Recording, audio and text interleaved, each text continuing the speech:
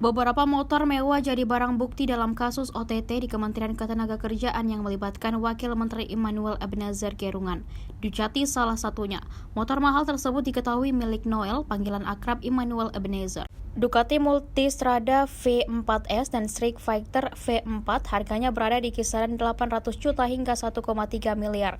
Motor itu diminta khusus Noel dari anak buahnya Koordinator Bidang Kelembagaan dan Personel K3 Kemenaker, Irvian Bobi Mahendro. Ketua KPK Setio Budianto menuturkan bagaimana cara halus Noel meminta motor tersebut saat pertemuan keduanya.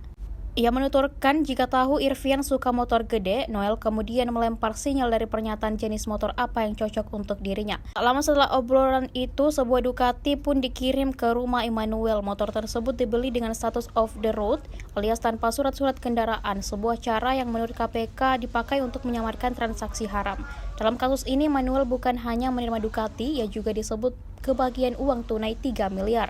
Atau Irvian ini disebut sebagai Sultan Kemenaker, Tribuners.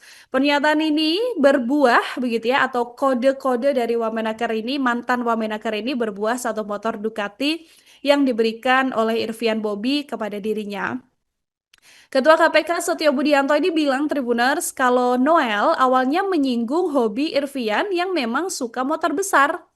Perbincangan ini kemudian berkaitan juga dengan dugaan pemerasan dalam pengurusan sertifikat keselamatan dan kesehatan kerja atau K3 di lingkungan Kemenaker.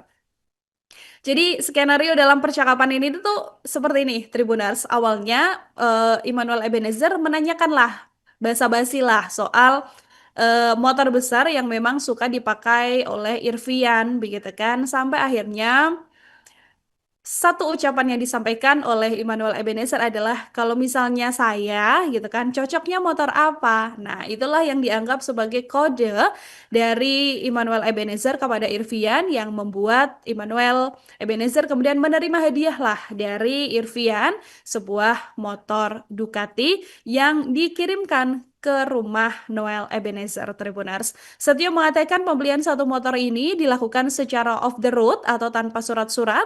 Oleh karena itu, KPK menduga cara pembelian ini juga dilakukan untuk menyembunyikan transaksi.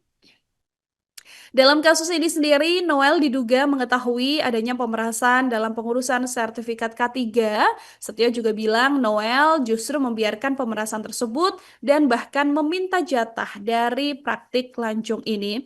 Setio mengatakan selain mendapatkan nominal 3 miliar rupiah, Noel juga mendapatkan motor merek Ducati. Motor tersebut belum dilengkapi surat-surat BPKB dan juga STNK, Tribuners. Modus inilah yang kemudian digunakan oleh para tersangka begitu ya untuk melakukan pemerasan terhadap korban-korbannya dari markup yang kemudian dilakukan untuk sertifikasi K3 di lingkup Kemenaker.